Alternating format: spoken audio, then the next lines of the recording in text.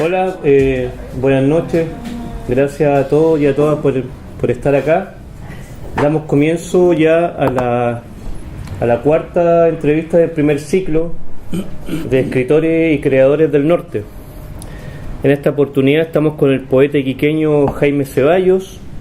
Y antes de comenzar la entrevista, les quiero decir que hay una revista de la Fundación Neruda, la revista Cuaderno, que están a disposición, son gratuitas para quienes quieran tenerla. Por favor, ahí están a su disposición. Jaime Ceballos, quiero comenzar linealmente. Eso quiere decir que empezamos por tu infancia. Hablar un poco de La Pampa, también del barrio El Colorado, de donde yo también soy, ¿ya? Y los momentos, la historia y las estéticas que pudieron influenciarte. No sé, ahí tienes un poema que habla, que se llama En donde están las moscas, que me parece que te refieres a alguna parte de tu infancia. Sí. Bienvenido. Bueno, buenas noches, ¿se escucha? Sí. Gracias por venir también a todos y a todas. Gracias a Bla Bla por la invitación, a Fernando, a ti por la entrevista que vamos a sostener. Y porque, como decía, hay una amiga ahí, esto es casi como una suerte de este tip, porque uno se desnuda de adentro hacia afuera. Espero que hayas venido con una ropa íntima apropiada, digamos. Claro. El colalé está ya, okay. asegurado. Perfecto. Claro. Ya tú me preguntabas por la lejana infancia, ¿ya? Pero yo soy de una familia pampina. Yo nací en Iquique, sí, viví unos breves años en La Pampa, pero luego nos vinimos y hice toda mi trayectoria aquí en Iquique, en la escuela Eduardo Llano. Vivimos en el barrio El Colorado, en el límite, en verdad, población San Carlos, límite con el barrio El Colorado. Estaba el matadero ahí. Había todavía un club de box. Unión Matadero, Unión Matadero, Club claro. Unión Matadero, claro. Yo iba a ese club de box. A la salida del liceo nos arrancamos. Un día me invitaron a subirme al ring porque el tipo dijo que yo tenía los brazos largos y podía servir. Y me entusiasmó, pero alguien le fue con el cuento a mi vieja y me bajó a palos del ring. Creo que Chile se perdió un campeón.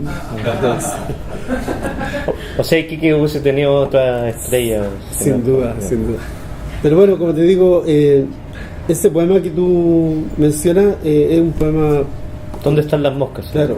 Que me parece que se refiere, o sea, repito, a Sí. lo que tiene que ver con tu infancia. Lo que pasa es que yo no sé si ustedes habrán leído un poema de Antonio Machado que se llama Las Moscas. Famoso poema que después le pusieron música, ¿ya? Y este poema tiene que ver, en realidad es duro, ¿eh? Porque tiene que ver con mi abuela, que estaba ya... Ella murió a los 93 años. Y en La Pampa siempre hay mosca, que es una de las formas que uno sabe cómo testa sacarla, pero están ahí, sí. Entonces, yo en una de las visitas que hice la vi ya mal y las moscas. Entonces, la verdad es que me impresionó eso y bueno, le voy a leer el poema. ¿En dónde están las moscas? ¿En dónde están las moscas? Aquellas de mi infancia, aquellas moscas del almuerzo, aquellas que besaron la frente mansa de mi abuela. ¿En dónde están las voladoras, las fornicadoras aéreas? Esas moscas de antaño, las traficantes de fecas y recuerdos, las lujuriosas, las mediadoras de la vida y de la muerte. Perdón, Jaime, te continúe ahí la idea de precariedad. Es la que como que guía, ¿no? Sin duda. Hay un elemento de lo precario, de la pobreza, por decirlo de un modo. Pero también, si se fijan, yo miro como más escatológicamente. O sea, las moscas, la mediadora de la vida y de la muerte, porque las moscas están en la vida y en la muerte, ¿ya? En las excretas, como tú quieras, pero están ahí haciendo ese tránsito. Siempre me impresiona a mí cuando las veía fornicar en el aire, ve una montada arriba de la otra y me llamaba la atención, entonces por eso son las fornicadoras aéreas, ¿ya? Pero tiene mucho de reminiscencia con el poema, repito, Las moscas de Antonio Machado. Si tienen la oportunidad de leerlo, le va a hacer eco. Ese es un poco el contexto del poema. Y el barrio, el Colorado, aparte de que te bajaran a palos del claro. río, ¿qué te dio? ¿Te dio alguna fórmula estética que te mostró algo en el futuro?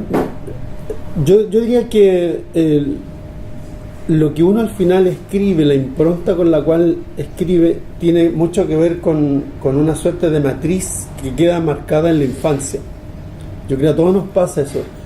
La infancia, como dijo alguien, es esa patria de la cual todos fuimos expulsados y en la cual todos soñamos regresar un día. Y esa infancia es esa matriz que te sigue y te persigue internamente y que te marca un sello, las vivencias de esa época. Y claro, yo, como todo niño, viví mi infancia en ese contexto, La Pampa, por cierto, pero también acá, por ejemplo, íbamos, en esa época pasaba el ferrocarril, nos subíamos a los carros a sacar salitrón de los carros. Historias pencas, porque uno de mis compañeros de curso, haciendo eso, se murió, se cayó y le pasó el tren. Anécdotas como por ahí estaba el Yura, que se llama, no sé si le suena, y desembarcaban los toros, paraba el tren, bajaban los toros y los llevaban arreando ahí a un lugar como un galpón enorme, y no faltaban los toros que se salían del... pero la escoba, se metieron al barrio. Una vez se metió uno en una casa, un toro dejó, pero desarmó la casa por dentro. Bueno, porque establezcamos que el barrio Matadero se llama justamente porque claro. Porque era un... A mí me impresionó, yo nunca he escrito de eso, pero me impresionó mucho porque en el barrio varios de allí trabajaban en el matadero, entonces era verlos pasar con torso desnudo, con una asadura al hombro, lleno de sangre. Era como el paisaje común, pero me impresionaba eso de la muerte, de la sangre. Los matarifes. Bueno, más de una vez los vi agarrarse a cuchillazos, entonces... Está el dándalo también. Bueno, más abajo está el dándalo. Se echaron a cuarto. Pero no creo que los conozcan aquí los... No, porque... Son muy jóvenes, son muy jóvenes. Esa es parte de un Iquique que ya bate en retirada. Yo estaba en el límite, población San Carlos, cancha San Carlos, una ermita de Hermógenes San Martín y luego el cementerio. Entonces hay un poema que es como un poema relato que yo escribí que tiene que ver con eso, en largo, y habían como ciertos referentes, no como ahora. Uno cuando era cabro tenía un cuadrante y no se salía de ahí. Es más, si un vecino te veía fuera de ese cuadro de seguridad, ¿qué haces, cabra mierda, que partiste? Y era así, yo diría que una sociedad solidaria, obviamente, la gente se conocía, etcétera. Claro, era el barrio, justamente. Había vida de barrio y Kiki ya le va quedando poco de barrio. Eso. Mira, pensando en Elvira Hernández, la poeta Elvira Hernández, y conociendo tu poesía, quiero hacer esta relación. Ella dice en una entrevista algo así como que su subjetividad poética es en tanto el otro. Y leyendo lo tuyo, me parece que lo que tiene que ver con la memoria, y sobre todo la muerte, que lo hemos hablado muchas veces, con poemas que tiene ahí como El desaparecido, Recurso de amparo, siempre el remitirse y el interpelar también en ciertos momentos a la muerte. Bueno, yo sé que la muerte te tocó desde pequeño, ¿no? Sí. Por asunto de familia, y además después por una cuestión generacional. Claro. No sé si nos quiere hablar un poco de eso. Sí, a ver, todos los escritores, los poetas, tenemos ciertos temas recurrentes, digamos ciertos fantasmas que te persiguen, que están ahí. Son, por cierto, temas universales, ¿ya? Yo no escapo a eso. A mí, mis temáticas son lo existencial, en verdad, la muerte, lo contingente, lo político, lo social, y el amor, siempre digo, más como desamor que como amor, ¿ya? Entonces el tema de la muerte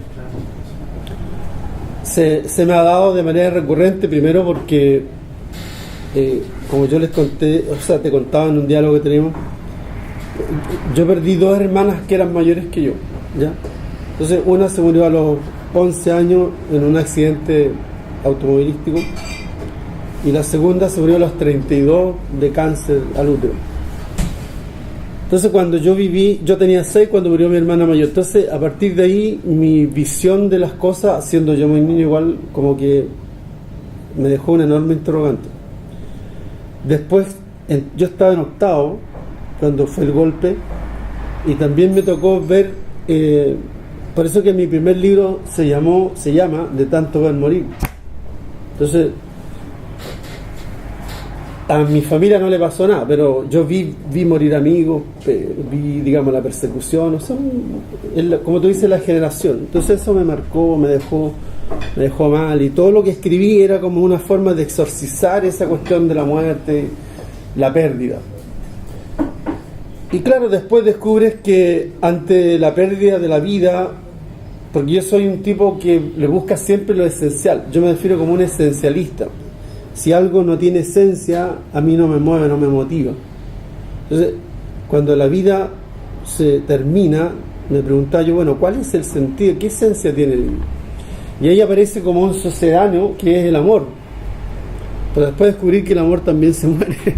Entonces, al final, esta reflexión, y yo en ese sentido me encanta Elvira Hernández, porque como haces tú ese link, lo mío puede parecer súper egoísta porque estoy reflexionando sobre mi yo existencial, pero yo entiendo que ese yo es vinculante.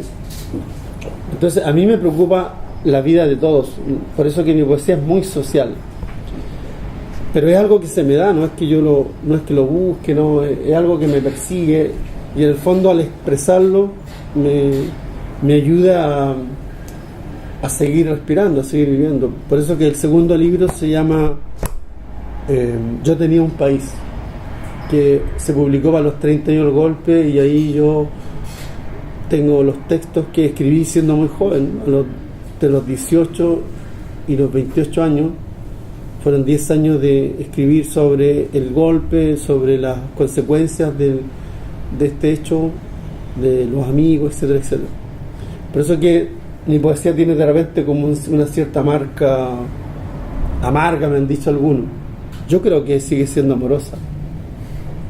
Y a propósito, lo que tiene que ver con el amor, porque Sí. tú acabas de decir que el amor, bueno, en el camino descubriste que también muere. Pero también tiene que ver lo tuyo más que, tal vez, más que con el amor, también con el erotismo, con lo sensual. Sí. Y por ejemplo, también citando a otro autor, Bolaño decía que él, cuando sabía que se iba a morir, se le volvió una obsesión, casi lo sexual, digamos, como contra a la muerte. Eso está documentado, existen investigaciones que dicen, por ejemplo, cuando incluso los animales, cuando se sienten morir, se potencia su lado erótico. ¿Por qué? Porque en el fondo hay como un afán de seguir viviendo, entonces me reproduzco, ¿entiendes? Entrego los últimos genes y me voy. Pero los hijos al final, a lo mejor lo hacemos inconsciente, pero los hijos son eso, un deseo atávico, si tú quieres, inconsciente, de querer seguir siendo a través de... Nadie lo tiene pensado así tan frío, ¿no? Hoy voy a morir, voy a hacer un par de hijos, no, pero es parte del... ¿Me entiendes? Claro. Entonces, obviamente soy un tipo como cualquiera, de carne y hueso. Entonces el amor no es una cosa puramente espiritual, sino que yo soy un convencido de que, o sea, yo creo en el amor encarnado, ¿ya? Diría yo que soy un espiritualista encarnizado. Es una mezcla, ¿ya? Entonces hay poemas que son románticos, sí, y hay poemas que son eróticos, y esas son manifestaciones de la vida, formas de sentir que la vida no pasa por enfrente, sino que te atraviesa. Es parte de tu, no sé, lo hablábamos hace un rato tú me decías, no sé si estilo, pero lo erótico, de relacionar lo que va en conjunto con la muerte, realmente, siempre. Eros y Thanatos. Las dos puntas al final siempre se vinculan, ¿no? Es imposible no vincularlos, no vivirlos. Porque, ojo, la muerte, la mayoría la entiende como la muerte física, pero hay, en este libro, por ejemplo, Cruces de la Memoria, ahí está la muerte en todas sus dimensiones. A ver, la muerte como muerte biológica, la muerte como pérdida de esperanza, la muerte como desamor, la muerte como desilusión, etcétera. O sea, está ahí. Y yo creo que necesitamos morir diariamente para renacer diariamente, porque nosotros no somos los mismos de siempre, nos vamos renovando. Hay esperanzas que nacieron, que te movieron y que por esas cosas de la vida se truncaron y murieron, y eso lo mata a uno, pero le permite cerrar un ciclo y volver a renacer. Yo no lo veo de otro modo. Sería, imagínate una cosa hecha aquí y seguir el resto de la puta vida sin inconmovible, ¿no? La vida tiene esa maravilla. Claro, nos duele, pero en el dolor podemos espigar y podemos aprender y podemos crecer. Claro, uno lo expresa, queda ahí. Bueno, y a propósito de la muerte, me gustaría llevarte a, me imagino que una de las experiencias más horrorosas que te ha tocado vivir, lo que hablábamos hace un momento sobre tu generación, lo que tiene que ver con la dictadura. Claro. Además, en un momento donde no se podía elegir plegarse o no a un movimiento político, no se trataba de intentar situar la poesía en un contexto, ya que la política finalmente en ese momento llenaba todos los espacios, los diferentes espacios públicos finalmente, y que pasó de ser además un espacio de imposición, de silenciamiento, y también en algún momento de resistencia.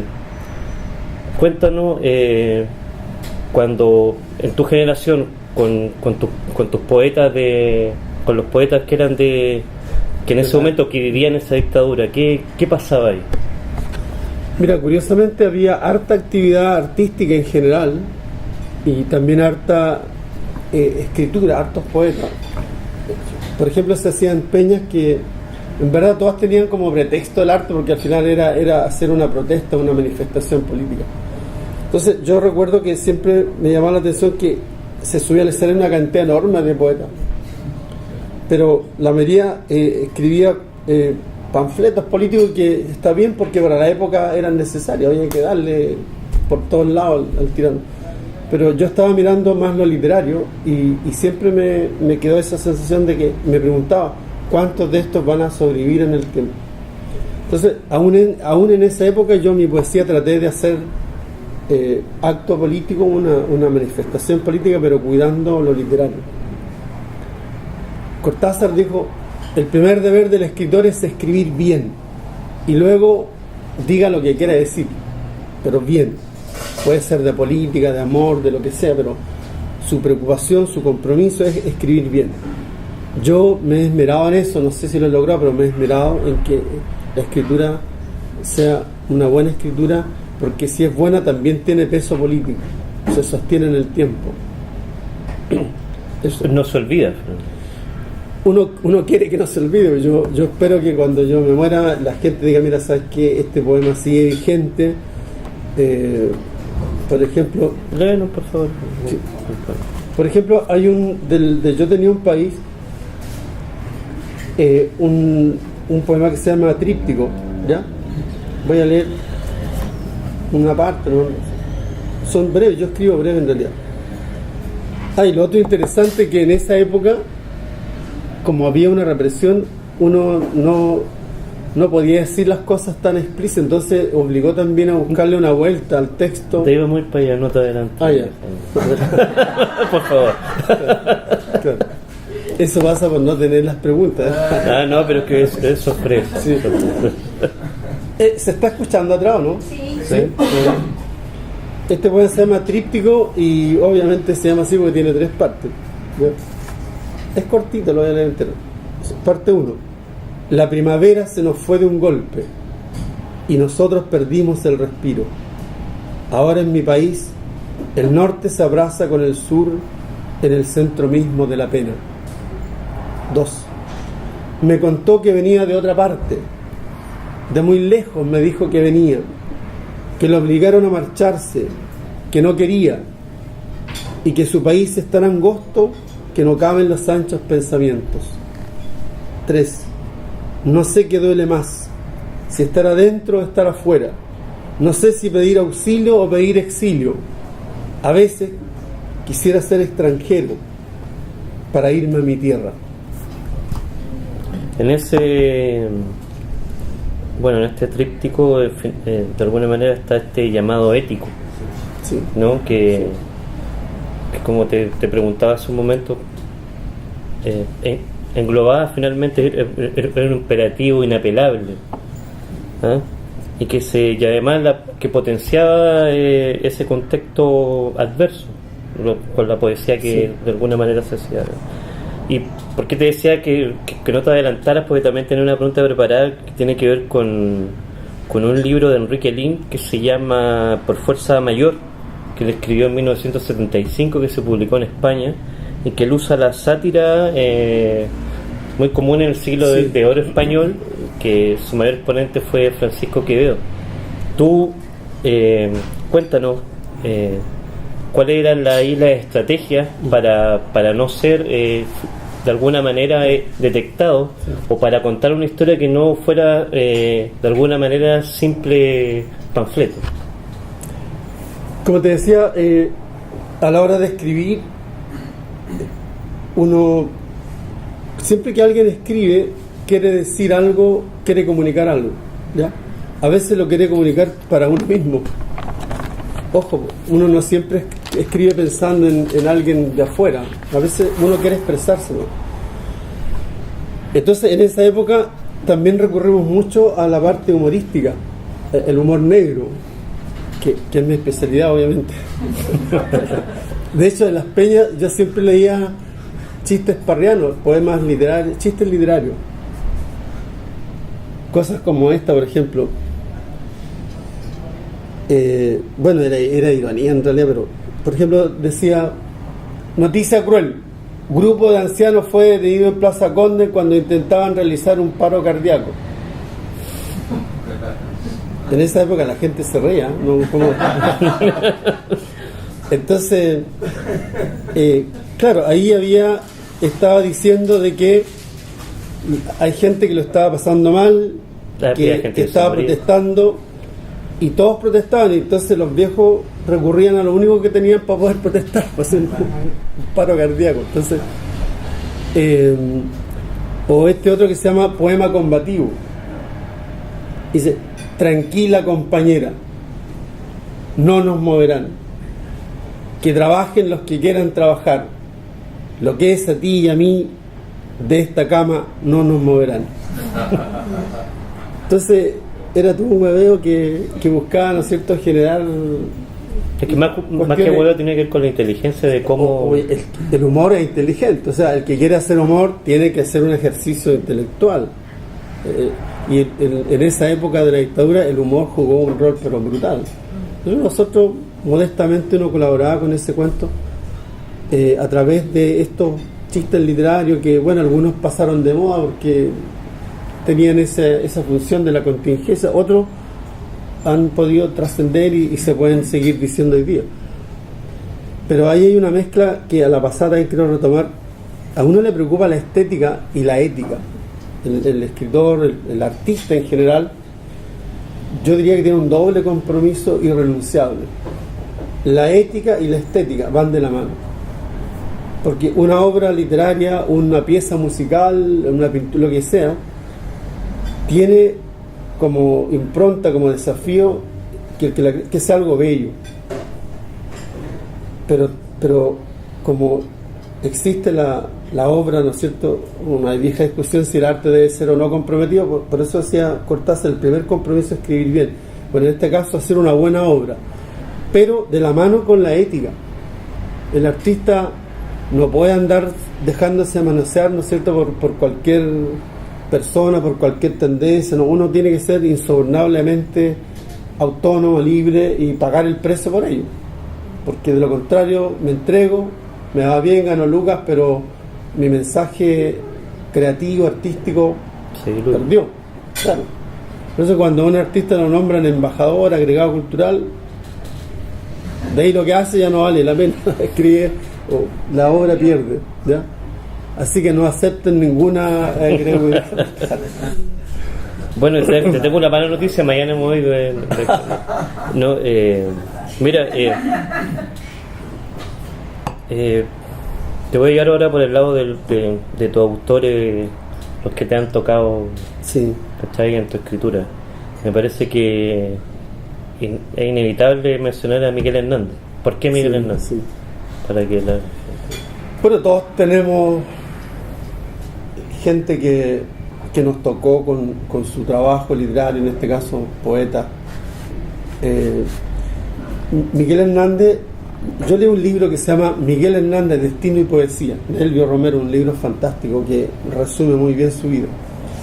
Me impresionó de Miguel Hernández un tipo que tenía un enorme compromiso con su realidad contingente. Él era un cabrero, o sea, bueno, no solo un pastor, ¿ya?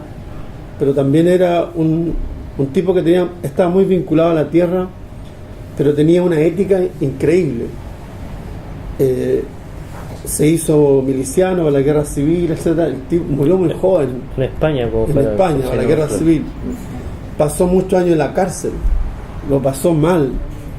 Lo separaron de su mujer, tan vaca que lo cambiaban de cárcel en cárcel. Supongamos, de acá se va preso a Arica, la mujer iba allá, lo sacaban de ahí, lo mandaban a otro lado, siempre alejándolo de... Entonces, él tiene una poesía tan honesta, tan se siente, se huele, tan brutalmente auténtica, tan ética y tan estética. Y volvemos a la ética. Exacto. Entonces... y bueno, ustedes saben que luego musicalizaron esa poesía de Miguel Hernández, que es una maravilla escucharla. Joan Manuel Serrat, pero también Paco Ibáñez, que le dio un enorme plus a ese texto. Entonces, de los españoles, para mí el primero es Machado, porque yo entré a la poesía por Machado, luego Miguel Hernández, bueno, Rafael Alberti y toda la generación del 27. Entonces siempre hay alguien que te marca, que tú lees un libro y te deja pensando, te conmueve y aprende, porque la mejor forma de aprender a escribir es leyendo. Esa lectura, esa reflexión, más el ejercicio de uno te permite esa depuración del texto. Entonces, con lo que estamos hablando en este caso de Miguel Hernández, me da a entender que para ti vida y obra de alguna manera tal vez no sean muy alejados, ¿no? No sé si decir que es lo mismo, sí, pero no sé si nos puedes contar qué te parece a ti, cuál es la relación ahí, si hay algo que es realmente intrínseco o no. Es que es imposible, porque cuando uno lee un texto uno se da cuenta de la honestidad del texto. Ahora, no quiere decir que el poeta, el escritor, tiene que vivirlo todo. Pero sí, cuando tú te vinculas con otro, lo que le pasa al otro lo haces tuyo. Entonces hay cosas que uno escribe que le pasaron a otro, pero que pasándole a otro te tocaron. Y lo haces tuyo y lo sientes como tal. Entonces, por ejemplo, este poema de Miguel Hernández, no voy a decir... ¿Te va a volver a adelantar? Sí. Ya, adelántalo nomás. Ya me preguntaste por Miguel Hernández, ya, okay. No voy a nombrar el libro. Ya. Dice, como un árbol o un tubérculo, y las raíces colgando de su carne, ha nacido Miguel desde la tierra. Con sus enormes ojos de agua y el barro de su sangre relumbrando, ha nacido Miguel desde la sombra. Como un puño de greda y sediento, escarchado de cebollas y cardos, ha nacido Miguel desde la piedra. Como un novillo rojo y rebelde, porfiado como una cabra de monte, ha renacido Miguel desde la muerte. Notable. No el poema, Miguel Hernández. Pero ahí, o sea, eso es lo que te... claro, ahí tienes tú... Vida y obra siempre dialogan, porque ahí está lo auténtico, lo esencial que yo les mencionaba. ¿dónde está la esencia? Yo diría que cuando se produce esa conjunción entre lo que es la vida y la obra del creador, el esfuerzo es por ser honesto. ¿Y qué es ser honesto? No solo que decir que yo no robé acá. La honestidad no es sino el equilibrio y la consecuencia entre lo que yo digo, pienso, entre lo que yo pienso, digo y hago. Si hay coherencia en eso, eso es honestidad. Y no es fácil ser honesto en estos tiempos, pero ese es el desafío. ¿Y qué te parece, por lo tanto, la poesía más joven? Porque podemos darle o situar el contexto histórico que le tocó vivir a Miguel Hernández, sí, o la generación que te tocó vivir a ti con la dictadura. ¿Qué pasa con la generación actual que quizás la búsqueda o su escritura tiende a no ser parte del estilo de vida, digamos, que lleva a cabo, claro, o que ya, no sé, que ya los ideales, digamos, están un poco partidos, están un poco, o sea, no un poco, sino que bien fisurados, digamos, y por donde, ¿cómo medir desde esa perspectiva? sí. A ver, la generación joven tuvo la mala suerte de no vivir en dictadura. Es una ironía, la gente se reía, te repito. Nosotros decimos esto: en la época de la dictadura había una cosa enormemente ventajosa, entre comillas. ¿Por qué? Primero, tú sabías quién eran los buenos y quién eran los malos, quiénes estaban defendiendo esto y quiénes defendían lo otro, y te movías por esos ideales, por ese deseo de recuperar la libertad, la democracia, etc. Claro, Miguel Hernández tuvo la guerra civil, yo tuve la dictadura, y los jóvenes de ahora no tienen eso. De repente lo tienen y no se dan cuenta. Lo que pasa de que no se trata de que tenga que vivir una desgracia histórica para que tenga sentido, no. Hoy día yo diría que el desafío es mayor incluso, porque a lo mejor tienen que críticamente develar cómo este ensamble que tenemos de sociedad encubre una realidad dictatorial y que está vestida, ¿no es cierto?, de mucha luz, de mucha publicidad, de mucho consumo, de mucho facilismo. Entonces ese es un doble desafío, porque a la hora de escribir o de producir arte, lo más fácil es entrar en ese juego. Lo difícil es ir a contracorriente y hacer no una música oreja, no una pintura de fácil venta, no una escritura anodina, halagüeña, que no diga nada, ¿me entiendes? No es fácil, porque hoy día está la influencia de los medios de comunicación, de todo, que publicidad de por medio te llevan. Entonces es más fácil quedarse en la epidermis, no bajar a donde están los problemas de fondo. Por lo tanto, yo soy profesor, entonces tengo siempre un cariño por la gente joven. Yo creo que el futuro está ahí. Yo hice mi parte, bueno o malo como sea, me queda un tiempo final, pero la esperanza está en los jóvenes, pero jóvenes que piensen, que sean críticos, ¿me entiendes? Por eso que no tengo ningún problema en reconocer cuando, es más, trato de colaborar con nuevos poetas, porque ellos son la generación de recambio, ¿no? Créeme que no tengo pero ningún celo si aparece un nuevo poeta que me pega 10 patadas, ¿no es cierto? Me alegra eso, me encanta, y lo voy a apoyar. Entonces trato de colaborar con esos nuevos desafíos de los jóvenes. Bueno, ya para ir terminando, quería que bueno, yo le voy a contar y después ya tú continúas, ¿no? Que Jaime va a publicar con Editorial Navaja su próximo libro, que va a ser este año, de título Pavesas de su cuerpo, bueno, y además la imagen de portada la trabajó Rodrigo Fernández, gran fotógrafo que también es poeta, sí. Tú lo sabes. Quiero ahí seguir que nos cuente sobre esta línea, ¿no? sobre esta continuidad que ha tenido tu obra, ¿ya? En donde se repite y en donde la muerte está ahí, como que durmiera contigo. No sé, me recuerda algo en algún sentido a Edgar Allan Poe, esa insistencia, ¿no? Todo el rato de vivir con ella al lado.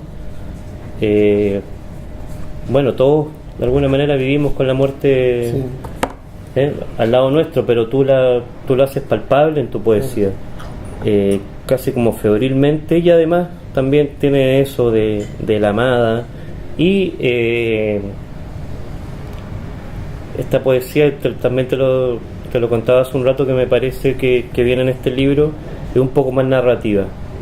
No sé si nos puedes contar estas dos cuestiones como dice aquí mi compañero poeta, en realidad este es el facsímil de Pavesas de su cuerpo, y es una bueno, yo soy profe de historia, entonces en la vida de las personas existe esto: somos continuidad y cambio. Nadie, a mi juicio, nadie se escapa de eso, a nivel individual y a nivel colectivo. Continuidad y cambio. Hay cosas que van mutando, pero hay una línea gruesa que se sostiene y que se mantiene. De nuevo, a lo mejor esa esencia nuestra es la manera de crecer como individuo, como sociedad. Yo diría que en mi poesía se produce eso: hay una continuidad y un cambio. No sé si más continuidad que cambio, pero algo hay. Y por lo tanto este poemario recoge eso, Pavesas de su cuerpo. Expliquemos también qué es lo que es Pavesas, ¿no? Sí. Bueno, esto, de repente, no todo esto lo voy a decir al lanzamiento, pero bueno, no voy a adelantar. No, porque hay gente que puede pensar que habla de alguien que es pavo, ¿eh? No, la pavesa, bueno, uno trabaja con las palabras y hay palabras maravillosas que de por sí te generan cosas. Claro, yo podía haber buscado un título más simple, ¿no? Pero la idea es no aliviarle la pega al lector, que se tome. Las pavesas son chispas de su cuerpo. Entonces alguien podrá, aquí se viene el poema erótico. Sí. La verdad es que, pero no todo. La verdad es que ese título era para el otro libro, porque tú no sabes que yo tengo otro libro que está en ciernes, que tiene como título provisorio Las Hermosas, y aquí hay poemas de amor y poemas eróticos, pero lo tiramos a la cola y vamos a trabajar con Pavesas. La próxima publicación es Pavesas de su cuerpo por ahora. Lo penca esto es que este título me encantaba para acá, pero quedó corrido. Bueno, en Pavesas de su cuerpo lo que hay es como estructura, como eje, digamos. Tiene 3 partes: Pavesas de su cuerpo, pero Jaime, independiente de los títulos de los ¿por qué seguir porque como cargando esto sobre la muerte? ¿Por qué? Porque tú quieres confirmar realmente que ese es tu formato, tu estilo. ¿Cómo lo podríamos llamar? Yo acá hay una variante, mira. Suena raro. Yo ya no tengo rollo con la muerte. Me reconcilié con ella. Y soy de los que cree absolutamente que lo que le da sentido a la vida es la muerte. Si no muriéramos, esta vida sería una porquería, ¿ya? Pero esta sociedad vive como si no se fuera a morir nunca, y por eso es que se pierden estos sentidos. Entonces la muerte no está acá como una fatalidad, ¿ya? Pero en el fondo este texto no habla de la muerte. Este texto, en todas sus partes, el cuerpo se refiere a lo siguiente: el cuerpo como cuerpo lírico, como cuerpo poético, pero también como cuerpo físico. Tal vez lo que nos salva un poco de la muerte también es el tema del lenguaje, ¿entiendes? Claro. Es ese verbo que te hace respirar. Las palabras son eso, ¿me entiendes? Por lo tanto, el afán mío tiene que ver con eso. Ahora, en la parte que se llama Rarezas del tiempo y de la luz, ahí sí yo hago un recorrido de las últimas experiencias de muerte, porque, a todos se nos van muriendo gente, y eso a mí me marca sobrinos míos que murieron, tipos jóvenes. Mi sobrino murió a los 19 años. Entonces, o una amiga, así de la nada, le dio un infarto y se fue. Menos de 40 años. Entonces, esa precariedad de la vida es la que a lo mejor a uno le permite fijarse en aquellas cosas esenciales que le dan sentido a tu existencia. Y a lo mejor no me puedo escapar de eso por lo mismo, pero ya no es una fatalidad, yo no lo veo como una, salvo la muerte que provoca el ser humano al otro, ¿no es cierto? Por ejemplo, ese tipo que mató y filmó, ¿no es cierto?, en vivo en Facebook y se echó como a 50 personas. En Nueva Zelanda. En Nueva Zelanda, ¿no? Yo escribí un artículo, todo esto estoy escribiendo artículos para El Quinto Poder, no sé si es diario, que es una cosa electrónica. Un diario electrónico. Bueno, ahí justamente. Uno publica, no, pero no es diario, yo no lo veo como un diario, un ¿No? sitio donde Okay. la gente publica artículos de distintos temas. O sea, bueno, ahí se llama Quitar la vida, póngale play. Es un artículo que escribí. Entonces, tiene que ver con eso. Pero, ¿cómo entro yo ahí? ¿Cómo entra el poeta con el único instrumento que tienes a la mano? ¿Cuál? Las palabras. Por eso que el primer poema se llama Poética y está cortado. Poética. Vuelvo a la palabra central. Lo ético, ¿sí? La ética. Cortito, dice: se viven tiempos difíciles. Es menester escribir contra el lenguaje, porque las palabras ya no dicen nada. Es necesario reventarlas contra el piso y hacerlas hablar desde el abismo. Hoy día lo peor que nos está pasando es que las palabras están siendo prostituidas, mal usadas o haciéndolas decir cosas que en verdad no. ¿Para qué hablar del eufemismo? Esa mala práctica se instaló desde la época de la dictadura y se continuó con los gobiernos demócratas. Yo tengo una colección de textos que no los escribí yo, simplemente los recolecté y que se llama Hablando a la Moda. Entonces, yo recuerdo en la época de la dictadura, estaba mirando la tele cuando Pinochet dice que el país ha tenido un crecimiento negativo del 2,5%. Y me quedé, pero y de ahí ese sistema, ese lenguaje eufemístico siguió, atravesó, por eso lo tengo dividido en dos partes. Dice, Hablando a la Moda 1, en tiempos de la dicta blanda. ¿Se acuerdan cuando Pinochet dijo esto no es una dictadura? Hablando a la Moda 2, en tiempos de la democradura. Porque lo que tenemos hoy día es eso, una mezcla rara de democracia. Entonces, por ejemplo, eufemismo. En Chile no hay basurales, hay rellenos sanitarios. En Chile no hay vagos, hay personas en situación de calle. En Santiago de Chile no hay contaminación, hay índice de material particulado en suspensión. Y así suma y sigue. Entonces, ese acto de encubrir la realidad en la cual uno va cayendo inconscientemente es un enajenamiento, porque como Martin Heidegger dice, la palabra es la casa del ser, y si yo miento o hago que la palabra no diga lo que tiene que decir, te estoy sacando de tu casa, te estoy dejando deshabitado, ¿entiendes? Y por eso que este texto en el fondo tiene que ver con eso, con el proceso de... ¿Y nos puedes leer para ir terminando, claro, algunos poemas de uno o dos, para que después, si no, el libro no se va a vender? Así. No sé, a ver. Lo que tú quieras.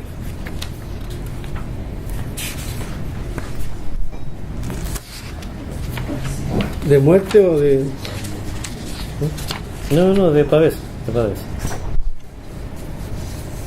Bueno, por ejemplo, este ciclo vital, también yo trabajo en un instituto, en una institución pública, ¿ya? Entonces asesoro a los colegios y ahí trabajaba en un colegio con una directora del colegio, y de repente voy a la semana siguiente, la directora no está, ¿por qué? Se murió. Entonces, ¿qué onda? No era joven, pero tampoco era tan abuelita. La muerte otra vez. La muerte otra vez. Entonces, no se junten conmigo.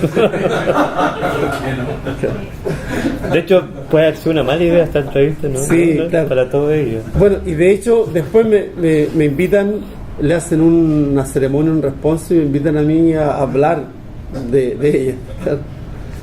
Entonces yo leí este poema que escribí a propósito de eso. ¿Ya?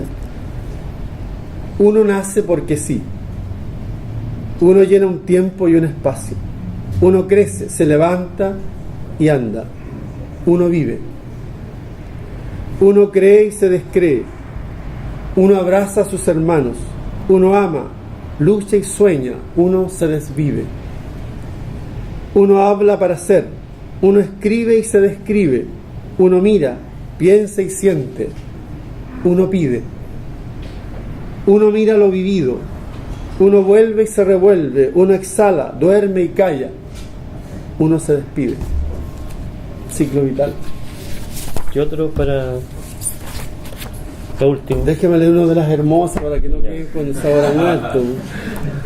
No, para que vean que Sí. De ahí nadie me va a querer saludar. ¿De amor o erótico? A ver, elijan. Erótico.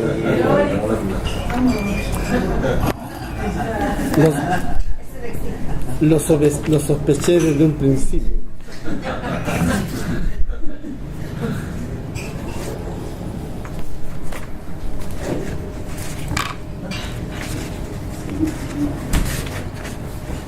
Hay un poema.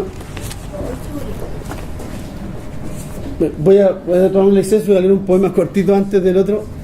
Este poema se lo escribí a la Estela Díaz Barín, que está ahí en uno de los libros de la revista, sí, claro, que están a disposición, ya saben. Pensando en ello. Y yo siempre publico mis textos en Facebook, entonces lo escribí y me hicieron hartos likes las mujeres que tenían esa característica. Lo voy a leer. Dice, se llama el poema No hay quien alguna vez. No hay quien alguna vez no haya soñado con ese pelo de fuego, quien no haya querido sucumbir al mito y dejarse arrasar por esa hoguera y morir a lo bonzo en el delirio. Siempre será muy necesaria y deseable una colorina en la vida de un poeta, aunque sea de paso. De paso. Y ahí descubrí que hay hartas colorinas en Iquique. Quedaron los likes nomás, no fue más allá. Ya, un poema así brutalmente erótico. Se llama Dialéctica de la carne. Sabemos qué es la dialéctica, ¿no? Ya. Este es como un medio narrativo. Ya. Estoy sufriendo los efectos de estos años de carnicería, el abuso de los goces inimaginables que me diste y que ahora te llevaste. Supongo que recordarás el principio marxista que tanto te decía: todo cambio cuantitativo genera un cambio cualitativo. Te lo repetía como un mantra, pero a ti no te importó y me seguiste a cuanto departamento me cambiaba, porfiadamente libidinosa en tu porfía. De tanto estimularnos los sentidos, te llevo metida hasta la médula, babeando como los perros de Pavlov al menor sonido de tus calzas. Te presiento en todos los espacios, jadeando frente a los espejos como una psicofonía agonizante envuelta en el vaho del deseo, como borrar el chasquido de tu piel, tu balanceo interminable, animalesco, el aullido de tu carne chamuscándose y el placer, todo el placer pintado en tu cara de dolor. Bueno,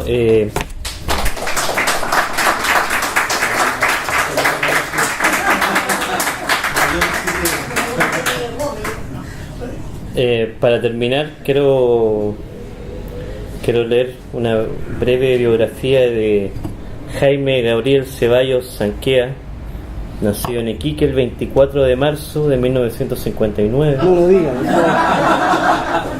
Oh, perdón, mira, yo quería leer un poema. Por favor. Es que pasa que yo iba a partir leyendo este poema y no. El poema se llama 40 y 20. No hagan la suma, ¿ya? No, pero José también, entonces parte de... Sí. Ya. Miguel Hernández y José José. Claro. Bueno, este otro 40 y 20, ¿ya? Ya. La verdad es que lo que dice él tiene razón. Hace un par de 60. semanas, el 24 de marzo, cumplí la friolera de 60 años. Aquí voy con el único traje que me pertenece, viejo y nuevo a la vez, desandando lo andado. Soy esta bella sangre que me anima, una mezcla de carne y huesos enmudecidos, el espejismo de mis ojos y mi piel, la argamasa que sostiene el aire de mis días. Ciertamente es inevitable mirar hacia atrás y no hacer un ajuste de cuenta con los años. He vivido lo dulce amargo de la vida, largas tardes desfallecidas de besos y asfixias, y copas de dolor que hube de beber sin prisa, lentos días que pasaron sin aviso ni memoria. Aún así, viví el claroscuro de mis días, lúcidamente oscurecido por los años. Soy el inacible, el imperecedero, el atravesado de palabras, el esclavo de todo lo indecible. En esta edad exacta, abrazado del silencio, salgo a respirar la rareza del tiempo y de la luz.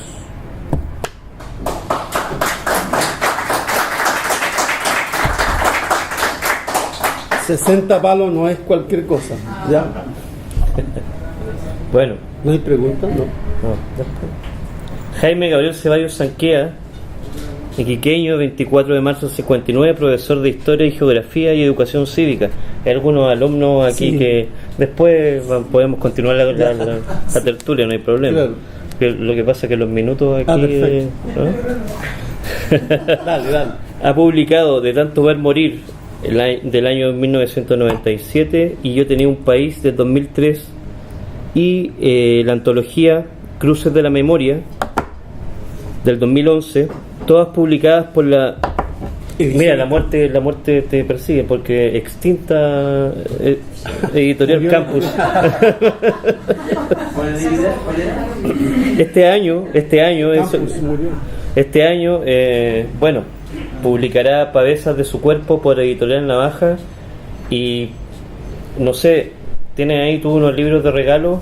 Traje No sé 3 cuál es la libros. dinámica que quieres tú. No sé cuál. ¿Quieres seguir una dinámica tipo La Furcade o eres libre de...? La verdad es que yo prefiero traspasarte la responsabilidad a ti. Porque yo podría decir, a quien asegura que se va a morir pronto, le regalo el libro. Bueno, ok. No sé, ahí él lo va a ver. Sí. ¿Cómo fue? ¿Hagámoslo ahora? Sí, no, o más bueno, rápido, no sé. La noche es joven. Sí. Y pido un aplauso, por favor, para el director de este Jaime Ceballos.